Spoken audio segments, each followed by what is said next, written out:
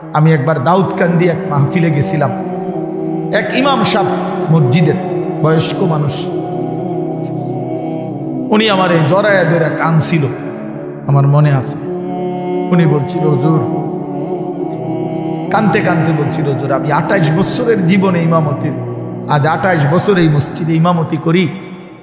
আমার জীবনের কত স্বপ্ন, কত আশা, বাচ্চাদের কত আবদার, বউ বাচ্চার কত চাওয়া পাওয়া, কিছুই পূরণ করতে পারি নাই হুজুর। অল্প কয়টা টাকা বেতন পাই, টানা হেসরা করে জিন্দিগিটা কাটাইছি হুজুর।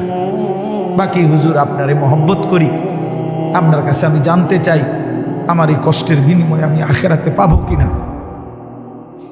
আমি কি বলবো, আমিও কাঁদছি তখন। হায় হুজুর, কি বললেন? চোখটা বন্ধ হলে দেখবেন আপনি আখেরাতে বাদশাহ। ইনশাআল্লাহ আমি বললাম, আপনি দেখবেন আপনি বাদশাহ, আপনি বাদশাহ। যারা আপনার এই দুনিয়াতে মূল্যায়ন করে নাই, সেদিন তারা আফসোস করে, আফসোস করে। তো এই জন্য বললাম, আল্লাহ তাআলা ওই ইমানদার বান্দাকে বলবে, আমার বান্দা, দুঃখে ভরা জীবনটা কাটাই আসছো, ঠিক না? খুব কষ্ট পাইছো আমার বান্দা দুনিয়াটা, কিন্তু আল্লাহর কসম শুনেন, নবীজি বলছে ওই ইমানদার বান্দা সে তখন আল্লাহ পাককে বলবে, আয় মাওলা, আল্লাহর কসম মাওলা, জীবনে হায়াতে, দুনিয়ার জীবনে দুঃখ কি জিনিস আমি কোনোদিন দেখি নাই। প্রিয় বন্ধু, 10 সেকেন্ডের জান্নাতের আরাম বাতাস তার 70 বছরের দুঃখ ভুলায়। ছেলেরা, বন্ধু, তোমরাও মনে রাখো, বাপ, আমরা 200 কোটি মুসলমানও যদি খোদার কসম রাত দিন যদি আমরা মেহনত করি, দুনিয়া অর্জনের জন্য পরিশ্রম করি, মাথার ঘাম পায়ে ফেলে যদি আমরা দুনিয়ার কর্ম সবাই মিলে করি, দিবানিশি 200 কোটি মুসলমানে মিলে কেউ অলসতা না করে, তারপরেও আল্লাহর কসম, রব্বে কাবার কসম, কাফের বেঈমানদের সমান সমপরিমাণ দুনিয়া আমাদের মিলবে না। এটা দিত না মালিকের, যিনি দেওই না উনি কইতে আছে আমি দিতাম না, তো জোরাজোরি করে দিলাম, আমি পারতেন না।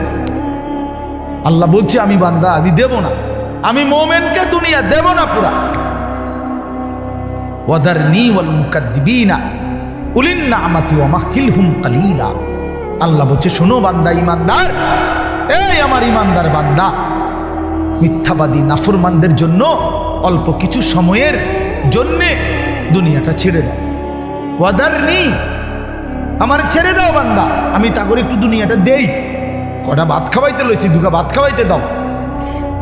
কতদূর বাদগ্রস্ত একটা বিল্ডিং, একটা মোটরসাইকেল, একটা প্রাইভেট কার, কতক্ষণ এই বেড়া বেড়ি দফাদফি ফালাফালি করতে দাও বান্দা। কত 60 বছর, 65 বছর, 70 বছর বান্দা, এরকম করো কা 60-70 বছরের লেগা দুনিয়া করে ছেড়ে দাও। অনন্তকালের জান্নাত আমি তোমাদেরকে দিয়ে দেব।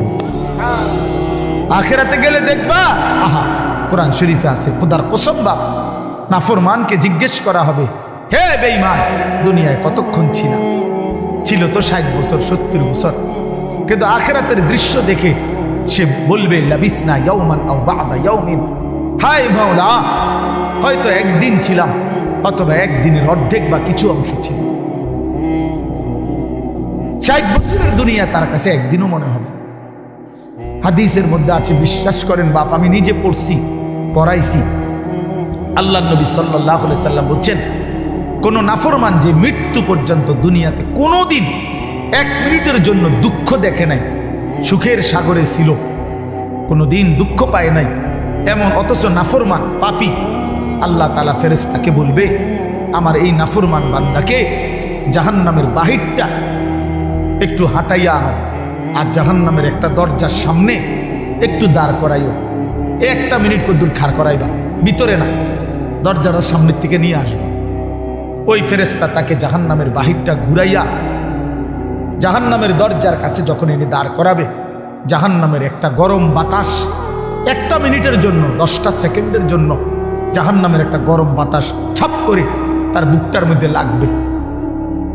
এরপরে ফেরেশতা তারে নিয়ে আসবে, আনার পরে হাসরের মাঠে, প্রিয় বাপ, প্রিয় সন্তান আমার, ছেলেরা আমার, আল্লাহর কসম নবীজি বলছে, আল্লাহ পাক তখন ওই সুখে ভরা নাফরমান ব্যক্তিটাকে জিজ্ঞেস করবে, আমার বান্দা, দুনিয়াটা তো বড় সুখে আরামে নিশ্চিন্তে কাটাই আসছো, ঠিক না? আল্লাহর কসম ওই বান্দা তখন বলবে, আয় মাওলা, আপনার জাতের কসম মাওলা, জীবনে দুনিয়ার হায়াতে সুখ কি জিনিস আমি জীবনে কোনোদিন দেখিনি। বিশ্বাস করি, এটা হাদিসের। আবার আমি ব্যক্তিগতভাবে খামখেয়ালি কথা কম বলি, এটা হাদিস। অর্থাৎ জাহান্নামের 10 সেকেন্ডের ওই দরজার মুখের একটু গরম বাতাস তার 60 বছরের 70 বছরের সুখ 1 মিনিটে 1 সেকেন্ডে 10 সেকেন্ডে ভুলে গেছে, সব ভুলে গেছে। আল্লাহ তাআলা ফেরেশতাকে আবার বলবে একজন ইমানদার বান্দাকে দিয়ে, যে বান্দা জীবনে কোনোদিন মৃত্যু পর্যন্ত সুখ পায় নাই, দুনিয়া কষ্টে কষ্টে জীবন কাটাইছে, কিন্তু আল্লাহকে ছাড়ে নাই, আল্লাহর বন্দিগি ছাড়ে নাই, অভাবের সংসারে, দুঃখ কষ্ট যন্ত্রণার সংসারে নামাজ ত্যাগ করে নাই, আল্লাহকে নারাজ করে নাই। আল্লাহ পাক বলবে, ফেরেশতা আমার এই ইমানদার বান্দাকে জান্নাতের চারদিকে একটু হাঁটাইয়া আনো, আর লাস্টে একটু দরজার মুখে দাঁড় করাইয়া আনবা। এই বান্দাকে সারা জান্নাতের চারদিকে ঘুরাইয়া দরজার সামনে যখন আনবে, তো 10 সেকেন্ডে জান্নাতের একটা আরামদায়ক বাতাস তার বুকে আইসা লাগবে। এরপরে তাকে আল্লাহর সামনে আনা হবে।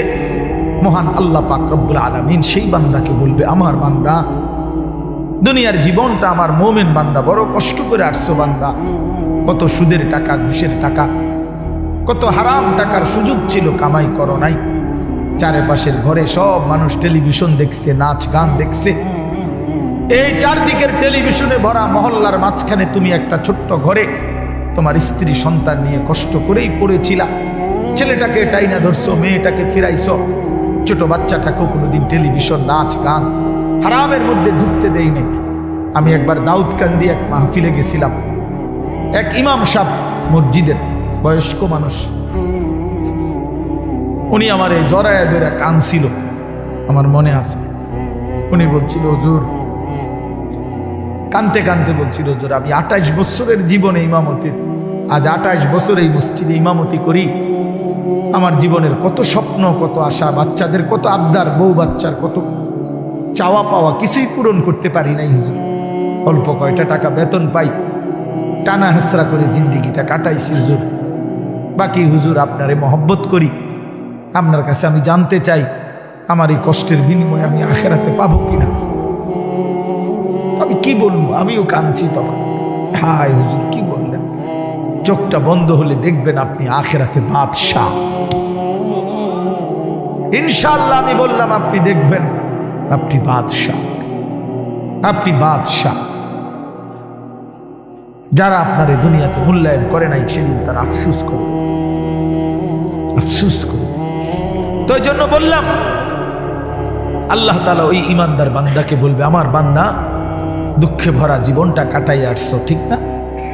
খুব কষ্ট পাইছো আমার বান্দা দুনিয়াটা, কিন্তু আল্লাহর কসম শুনেন, নবীজি বলছে ওই ইমানদার বান্দা সে তখন আল্লাহ পাককে বলবে, আয় মাওলা, আল্লাহর কসম মাওলা, জীবনে হায়াতে, দুনিয়ার জীবনে দুঃখ কি জিনিস আমি কোনোদিন দেখি নাই।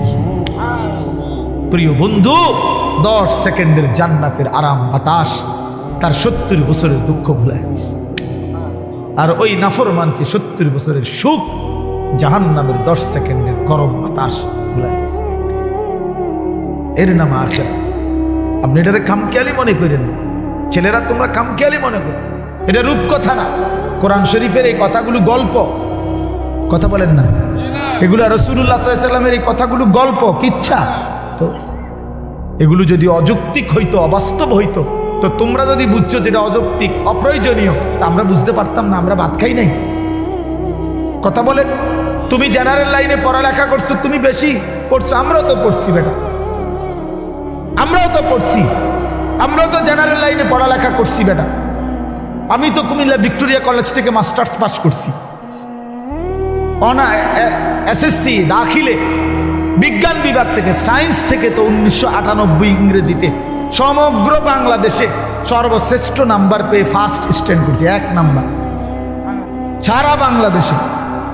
সার্টিফিকেট দেখবেন, চলেন সাবের বাজার আই ফাটাবো, অথবা মোকাম্মেল ভাইয়ের কাছে ফাটাবো, ফটোস্টুট করে ফাটাবো, আমি চেক দিবেন, সার্টিফিকেট আসেনি। কয়টা সার্টিফিকেট লাগবে না, পিডি দিয়ে তো ভরে রয়েছি সার্টিফিকেট, ভাত খাইবে তো টাইম নেই, সার্টিফিকেট সামনে দৌড়াইতে তো জান শেষ। তা বলতে চাইলাম প্রিয় বন্ধু, জেনারেল পড়ালেখা, সায়েন্স বিজ্ঞান পড়ালেখা তো আমরাও করছি ভাইয়া,